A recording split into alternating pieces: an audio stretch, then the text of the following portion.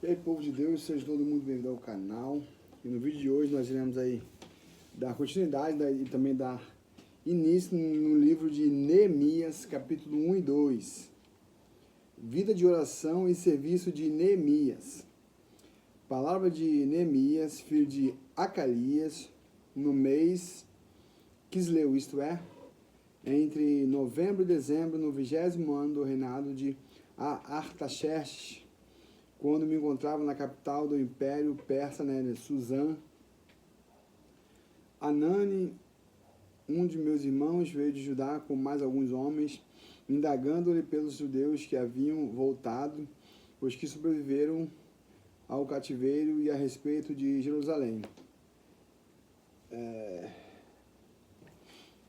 Eles me informaram, aqueles que sobreviveram ao cativeiro e estão vivendo lá na província, passaram por grande tribulação, privação e humilhação. Os muros de Jerusalém foram derrubados e as portas da cidade queimadas. Tendo ouvido este outro relato, assentei-me e chorei amargamente, lamentei por alguns dias e coloquei-me em jejum e oração diante do Deus dos céus e desabafei. Ó Yahvé, Deus dos céus, Deus grande e terrível, que cumpres a tua palavra, a tua aliança, e usas de misericórdia para com aqueles que te amam e obedecem aos teus mandamentos. Que os teus ouvidos estejam atentos e os teus olhos contemplem as palavras desta oração que o teu servo está apresentando diante de ti, dia e noite, em favor de teus servos, o povo de Israel. Sim, confesso os pecados que nós, os israelitas em geral, temos cometido contra a tua pessoa. De fato, eu e o meu povo temos errado sobremaneira. Temos agido de forma perversa, corrupta e vergonhosa contra ti, e não temos obedecido aos teus mandamentos, nem respeitado aos teus decretos e às leis que ordenaste a teu servo Moisés. Contudo, lembra-te, por favor, do que prometeste a teu servo Moisés. Se fordes infiéis, eu vos espalharei entre as demais nações da terra. Mas se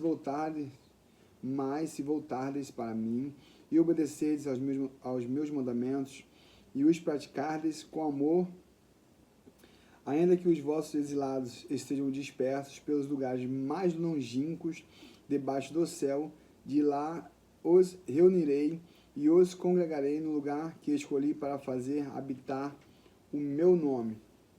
Ora, estes precisamente são os teus servos e o teu povo amado, que resgataste com o teu grande poder e com o teu braço forte. Ai, Yahvé, eu te rogo, deixa teu ouvido alcançar o clamor deste teu humilde servo, atende à oração dos teus servos, cujo prazer está em amar com respeito o teu nome. Faz com que o teu servo encontre compaixão nos olhos do homem a quem levarei meu pleito. Nessa época eu era copeiro, degustador de confiança do rei. Eu creio que Anani, que é um dos irmãos de Neemias, ele veio aqui com Esdras, que Esdras é um livro anterior. Então o rei Artaxerxes mandou, o povo, Esdras reuniu o povo e ir para Jerusalém para poder reconstruir o templo de Deus, os muros, enfim, levar todo o povo para lá de volta. Então eu creio que Anani é um desses. Vamos lá agora para Neemias capítulo 2. Neemias vai a Jerusalém em missão. No mês de Nissan, Abib, isto é, entre março e abril, no 20º ano do rei Artaxerxes, na hora de servir o vinho, levei-lhe ao rei. Nunca antes eu havia me apresentado com um semblante triste na presença dele. Por esse motivo me indagou: por que o teu rosto está entristecido, se não estás enfermo? Isto só pode ser tristeza da alma. Então, neste momento, tive muito medo e justifiquei ao rei: que o rei viva para sempre. Como meu rosto não estaria triste, se a cidade em que está o sepulcro dos meus pais está completamente destruída e as suas portas consumidas pelo fogo? né? Algo assim da mão de Deus, porque você imagina, né? Um rei de outro país, que não é o meu país, vai se preocupar com um servo, o cara ali, eu não quero nem saber. Então, com certeza, isso aí foi a mão de Deus para poder abençoar Neemias. Ele fez tudo o que ele fez, nós vamos acompanhar. Então o rei perguntou: o que estás desejando me pedir? E neste instante fiz uma rápida oração ao Deus dos céus e respondi: se for do teu agrado e se o teu servo puder contar com a tua bondade, rogo-te que me permita ir ajudar a cidade do sepulcro de meus pais para que eu a reconstrua. Então o rei, tendo a rainha sentada ao seu lado, me perguntou: quanto tempo levará esta tua viagem? E quando regressarás? Depois de informá-lo sobre a duração da missão, ele concordou em liberar-me. Diante da anuência do rei, eu lhe solicitei: se for do teu agrado, eu poderia levar cartas do rei ao governador da Transeufratênia, a província do Eufrate Oeste, a fim de que me deixe passar até chegar a Judá. E também uma carta para Asaf, guarda da floresta do rei, para que ele me forneça madeira para construir as vigas das portas da fortaleza que fica junto à casa e para os muros da cidade, assim como para levantar a residência que irei ocupar, visto que a generosa mão de Deus estava me abençoando neste sentido. O rei atendeu todos os meus pedidos. Olha aí, que maravilha. Sendo assim, parti em direção aos governadores do Eufrate Oeste e lhes entreguei as cartas do rei. Acompanhou-me uma escolta de oficiais do exército e de cavaleiros que o rei enviou comigo. Sambalate, o Horonita, e Tobias, o oficial amonita, não esconderam seu profundo desagrado assim que notaram que havia algum interesse no bem, né, dos israelitas.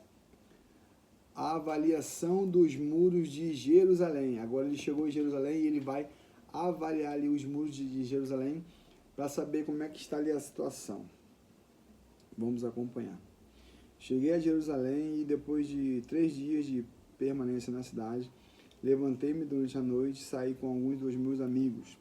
Todavia não compartilhei com ninguém o que o meu Deus havia entusiasmado meu coração para que eu fizesse por Jerusalém. Não levei animal algum, a não ser aquele em que eu montava. Desta maneira, saí de noite pela porta do vale e fui até En-Adanim, né, fonte do crocodilo, e até o portão do lixo, e examinei as muralhas de Israel que haviam sido derrubadas, e os seus portais que haviam sido destruídos pelo fogo. Fui ainda mais adiante, até o portal da fonte e até o tanque do rei. Contudo, ali não estava...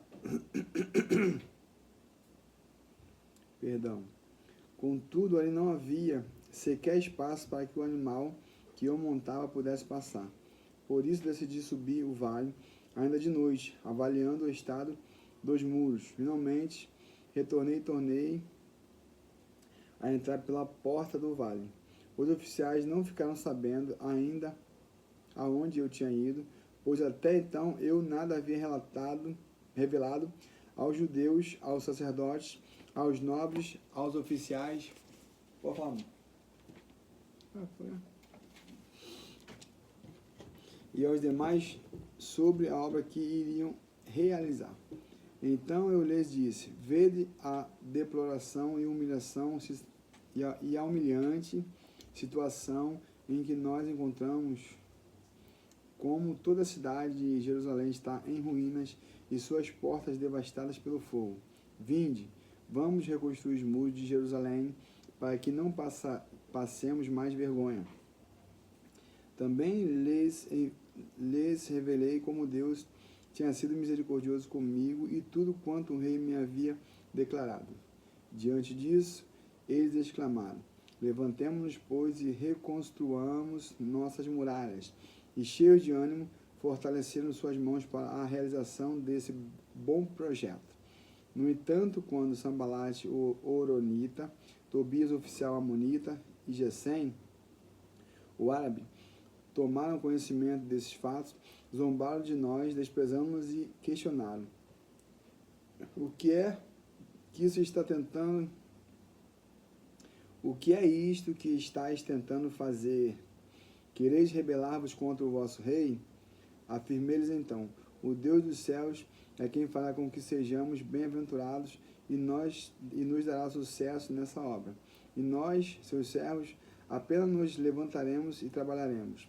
Todavia, vós não tendes parte nem direito, nem memorial em Jerusalém. Então, vocês percebam, né, que aqui, no início, aqui, assim que Neemias, ele começa a fazer a sua oração, a primeira coisa que ele fala para Deus é reconhecer que tudo isso que aconteceu foi algo que Deus já tinha revelado, já tinha falado antes, com antecedência, através de Moisés, que se o povo obedecesse às suas ordens, às suas ordenanças, os seus mandamentos, as suas leis, os seus decretos, eles teriam sucesso. Se isso não acontecesse, seria destruição e Deus ia espalhar o povo como foi, né? Um pouquinho antes, o povo tinha sido levado cativo, né? Prisioneiro, escravo, para a Babilônia. Né? Nós lemos aqui em 2 Crônicas, né? Depois vem Esdras e agora Neemias. Só que isso também fala também, mais lá na frente, no profeta Jeremias, beleza? Só que para você poder conseguir entender ali o tempo em que acontece, você tem que estar ligado entre um livro e o outro livro. Eu aqui percebi que em Esdras é a mesma coisa que Deus fala para Esdras e fala para o rei da Síria, da Pérsia, o Artaxerxes, né? E também está falando ao mesmo tempo com Neemias, beleza? Então tudo acontece ao mesmo tempo para poder ter várias pessoas ali como testemunho. É Neemias, é Ananias, é Esdras, é o próprio rei, é o povo lá que não é o povo de Deus, enfim. Esse é o nosso Deus. Então dessa forma você consegue. Então sempre que eu pego ali o início do livro, ali já me dá muita informação sobre isso. E eu venho aqui no primeiro livro, Neemias, vou lá no primeiro livro lá, aliás, vou no início de Neemias, vou no início lá de Esdras, vou até que novamente dar uma conferida aqui, para poder compactuar aqui, ó. O decreto de Ciro, rei da Pérsia, no primeiro ano do reinado de Ciro, rei da Pérsia, para que se cumprisse a palavra de Yahvé, o Senhor, anunciada por Jeremias, viu o que eu falei? E Yahvé moveu o coração de Ciro, rei da Pérsia, para que fizessem uma proclamação por escrito e de viva voz em todo o território de seu domínio, dizendo o seguinte: assim fala Ciro, rei da Pérsia, Yahvé, o Deus do universo, entregou em minhas mãos todo o reino da terra, ele me encarregou de construir para a sua pessoa uma casa em Jerusalém, nas terras de Judá, beleza? Então Deus usa quem Ele quer, quando Ele quer, do modo que Ele quer, não importa. Ele é Deus e Ele pode tudo verdadeiramente. Para Deus não há nada impossível. Para mim, sim. Para Deus, não. Então, esse é o vídeo de hoje. Fiquem todos na paz e até o próximo vídeo.